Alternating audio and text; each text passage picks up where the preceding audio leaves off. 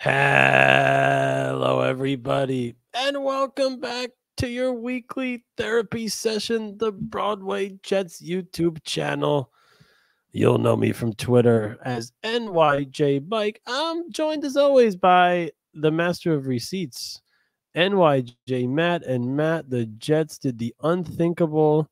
They lost 25-22 to the Patriots. They fall to 2-6, and the season is on life support. Not a great day, Mike. And if you are here, don't forget to subscribe on the road to 2,000 subscribers. And we're going to have a longer video later in the week. We're going to bring on Buffalo Jet fan, and we're going to have a debate to blow it up, to not blow it up. How does that look like? But, Mike, the Jets lose an unthinkable game to the Patriots. You're 2-5. You have a team 6, just to be clear. Right, you're 2-5 going. You're 2-5 going in. Yes. 2-5 going in. You have an all-pro team, top to bottom, and we've talked about how they don't feel like a team. They're 11 individual contributors and contractors just doing their own thing, and you think they have to win this game. And things in the NFL always regress to the mean. The good teams drop a few, the bad teams win a few, and for a 5-game losing streak, the Jets have just never gotten that chance, that break, that win that usually happens in the NFL. So 2-6, just unthinkable, and an absolutely killer game.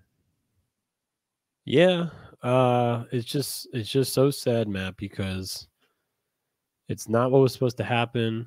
One of our constant listeners, the guy Jack, we were talking the other day, and it inspired a tweet of mine before where it's like you ran 10,000 simulations of this season, and this is the worst case scenario, barring major injury to our players. Like most of the guys are healthy, and you just keep losing in weird ways. In one game, the defense lets up an 80-yard score to Jacoby Brissett.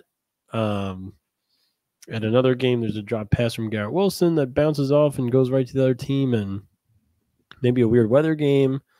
And one of the biggest culprits, Matt, which I am very frustrated about, is Greg Zuerlein, who, how could this have happened where last year you have the best special teams probably kicking tandem in football, and then now we're in a position where we're talking about potentially blowing up our team because Greg Zuerlein can't make a field goal? I mean, going into the year, you assume he's a top 5 kicker in football. Yeah. And you have a guy, Austin, is it Seibert? Whatever. Seibert or Seibert. And it would have been a very ballsy move to have cut him at that time. And you technically had, statistically, the best kicker through 8 weeks on your roster. Now he's doing great in Washington. And you have Greg Zuerlein, who's the worst kicker in the NFL. So it would have been ballsy at the time. Weeks ago was the time to move on from Zuerlein so he didn't blow another game. Happens again today. But, Mike, one of those games where it's, I look back at that missed tackle by Sauce on 2nd and 15 that gave them 4 points. End of the game, 4th and 1. They don't do a QB sneak from the inch. They run it against a team that the Jets can't stop QB sneaks, and they run it. And then we don't get the stop there. Sauce gives up the 40-yard pass. Why couldn't Quincy just come through and smoke Stevenson in the backfield in that play? It's tough, but Mike, there's a deeper point that I want to articulate more. And look, we've done multiple, iterations of different episodes. We were talking earlier too about the Jet X Factor chat, and we're sponsored by Jet X Factor. And look, there are some strong takes like Connor Long, who we're going to have on the show. He's so pessimistic on this team right now. He's questioning if they can win another game. And obviously you disagree with that. We're going to have Connor on. But, man, there's so many spectrums from Jet fans that think we're dead to Jet fans that think we're going to run the table. And obviously everyone's kind of moving towards that. We're not just dead. We've been dead, right? And it's a terrifying time right now. There's a lot to take from that. It's my main blame right now, and we've talked about it as well, more on the players and the coaches. Just figure it out. We talked about it. Pro Bowl, all pro guys last 3 years: Aaron Rodgers, Tyron Smith, Devontae Adams, Hassan Reddick, Quincy Williams, C.J. Mosley, Sauce Sauce. Gardner, DJ That's Reed what could be, Brees Hall could be. You start naming Garrett these guys. Wilson. There's so many good guys, and then Joe Douglas, which we talked about the kicking situation. We've talked about. We agree. I wouldn't have cut him, even though Zerline had a bad preseason. And Matt, you brought it up before the season astutely that he didn't look the same. He was so great last year. He's been doing it for a long time. I wouldn't have cut him. I wouldn't have cut him after the Bronco game. I would have cut him after the Bills game because kicking is more black and white than other positions in the sport. You got to just be able to make a field goal. And I would argue that out of the Broncos, the Vikings, the Bills, and this game, like, it's unbelievable. It's just unbelievable, especially with Zerline. And the Broncos game, you miss a 49-yard field goal. If you make it, the Broncos have like 40 seconds left to not kick their own field goal, and they threw for 60 yards in that game. The Bills game, you missed twice. This game, you obviously left 4 points on the board. You lost by 3. Should you have been in these close games? Probably not with the Broncos and the Patriots today. But like, teams win close games in football, and then you say, "Oh, these good teams figure out a way to win games." Like, no, not if your kicker misses a field goal. Like, it's just very frustrating. Yeah, and Mike, And Matt, I want to get your point on Rodgers because you always hear this thing the last few weeks where it's like, "Oh, the Jets have a chance now, one score to win a football game, and Rodgers hasn't got it done." Well, he got it done today, and then your defense, you can't make a kick in the beginning of the game, so you got to go for 2, and then your defense can't stop Jacoby Brissett from 80 yards. Yeah, the butterfly effect of that missed kick, right? I know Hansen gets blown up. Rodgers gets sacked. That 32-yarder goes to a 44-yarder. Zerline was way off anyway. Missed extra point. The domino effect in the game then turns out where you're only up 5 and a touchdown, you're dead. You have to go for 2. And look, you and I will agree on Rodgers' performance today. It was good. People will get, on field, post snapping the football was good. It's unacceptable how him and his offense have handled clock management before you snap the football. For 4 sure. timeouts. It can't happen. And if you snap the ball with 1 second on the play clock every time, the defense will get a good rush. They'll get a good, jump start to that play, and you just can't do it every time. And it's Groundhog Day. It's like every time he goes to 0, he tries to call a timeout, he looks around, and it's the same look. And Mike, you just need to be better as an offense, more crisp. But if I'm putting blame on this game, I'm putting it 1 and 2 on special teams defense. They just need to play better. And the defense gives up an 80-yard and a 60-yard punt return.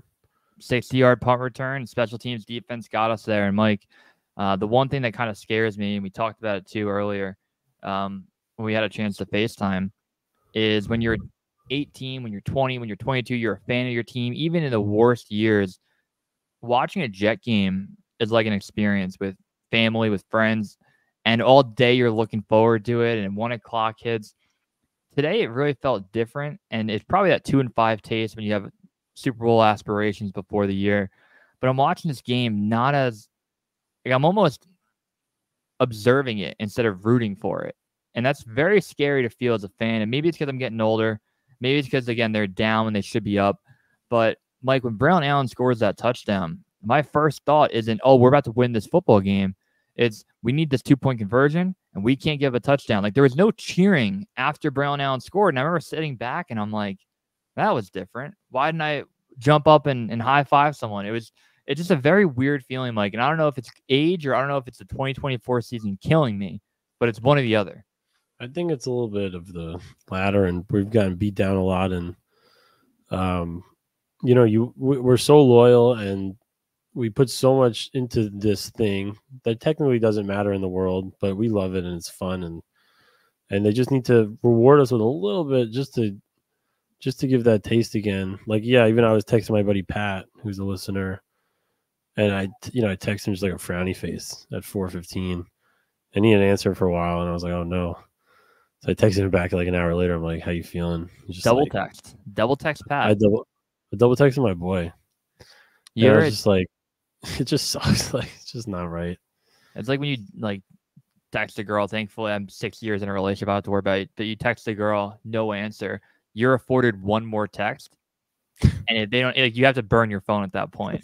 Like, you'll never see 3 blue bubbles from my end to anybody back when back in the day. But yeah, if Pat didn't answer, you'd have to throw your phone out. You can't send him a third text without him answering. No, I would have to get a new friend with a generic name. But man, what a shame. It's just not right, Matt. It's like, and again, Rodgers is on pace for 4,030 yards and 26 touchdowns and 62% completion. Stuff we've never seen before. Nobody's seen this unless you were alive in 1967. And I don't know if we have any boomers listening, but thank you for figuring out how to get on the old YouTube and fire up the Broadway Jets podcast. But it's just the everything is there. Matt, I cannot handle if the Jets don't give an extended look at this team because Greg Zuerlein can't make a fucking kick. I can't do it. You have a 9-week window. You have a 9-week window. It's like you get a Netflix subscription. I want a 26-week window. I want to do next year as well. Yeah, it's tough. I mean, that's what I hope for. And I think Rodgers' current stat line is probably where he belongs, right? He's made a throw today that should have been picked off. He has a throw. I mean, I've made the argument he should only have 3 interceptions on the year. But if Rodgers can give you 4,000 yards and 27 touchdowns, we've never seen that before. The defense plays up to par, and the special teams plays up to par. Look at them last year, man. The defense and special teams were great last year. The defense was top 5. It's and it's all the same guys.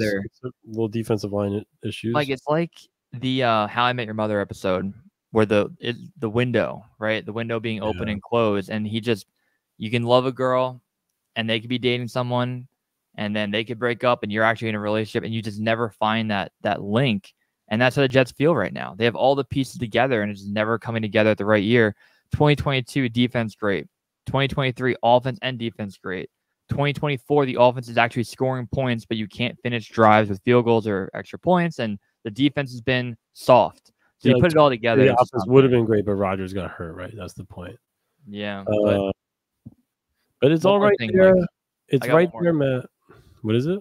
I got one more. Twitter right now. I grew, when I started my Twitter account, I think part of why it's more fun is I don't take things seriously. If I see a reply that says, like, you should kill yourself, I'm like, hey, that's kind of mean. But, like, I don't actually get upset. I get DM'd murdered all the time of people from other fan bases, which, again, I don't take it personally. I don't let it affect me. I've been letting replies affect me, and I need to bring it back. And it's not replies from people trying to be malicious, but it's actual Jet fans that they'll reply to a tweet I had, like, why does it matter? This team sucks. I'm like, let's just say that for every tweet ever then. Like, I can never give a take about the Jets ever again. And I want to be like, hey, I'm going to put push notifications on for you and always reply on every Jet-related tweet. Why does it matter? And I have people tweeting at me. I tweet out the Will McDonald hold. He got, like, hugged. And again, that was at that point in time. 5 hours go by. You thought the refs were the reason why the Jets lost? And I should just be able to be like, hey, man, you have an IQ that could maybe lightly burn a piece of toast. You bring nothing to society. And I get, like, enraged. I'm like, I don't know what I'm doing. I get so angry at these replies. And I think it's a combination of, you could tweet the Jets colors are green and white, and you'll have 50 people reply, hey, it's Gotham green and Spotlight white. Kill yourself. And I'm like, I'm sorry. Like, why are we doing this right now? That's how I feel. I was telling you before, I had a good one where I tweeted out, like, this season has been so disappointing, but I won't give up till there's 9 losses, whatever. And he's like, what's up with the optimism? Like, you're a piece of shit. I don't even follow you, but I keep seeing your stuff. And I was like, I said it's disappointing. That's what disappointing is. It's not optimistic. And then, like, an hour later, he was like, dude, I lashed out. And I was like, dude, my bad too. We had, like, a nice exchange. Dude, I tweeted about, hey, like, offense bad, defense bad, but hey, man, Greg Zuerlein, you suck. And I have a guy reply, we're not going to talk about Greg Zuerlein? We're not going to talk about Zuerlein? I'm like, what? It's in the tweet. Come on. It's been tough. We've gone 15 minutes, Mike. We're going to have Buffalo Jet fan on later this week. I got to say one more thing before we go. That's important. and this is where we're going to talk about with Buffalo Jet fan, where it's about blowing up the team. But I don't the trading Sauce, the trading Garrett. I don't understand it. I just don't get it. I don't think he wants to do that, for the record. It's not specifically Buffalo Jet fan at all. Just to be clear, he's been level headed but there's a lot of trade Sauce, trade Garrett, trade the young guys, get picks, blow it up completely. I don't understand it. I'm not gonna. It's not right. The Jets went all in, and let's see it through, in my opinion. And I feel dead inside, and I can't believe we got to go to work soon. That's terrifying. So we're recording at 10 o'clock on Sunday.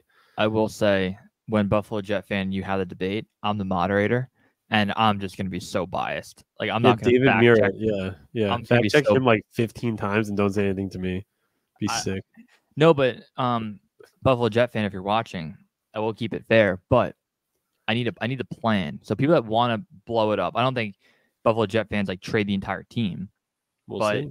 If you want to blow it up, is it everybody? Is it only the quarterback? Who's your quarterback playing in 2025? Those are the things I want to know. I'm going to wear a suit and tie for that debate. And then maybe we can have like a rotating person hops in to ask a question, like an audience member, like in an actual debate. Yeah. And I'll get like Robbie Sabo to jump in. We'll bring in who's ridiculous.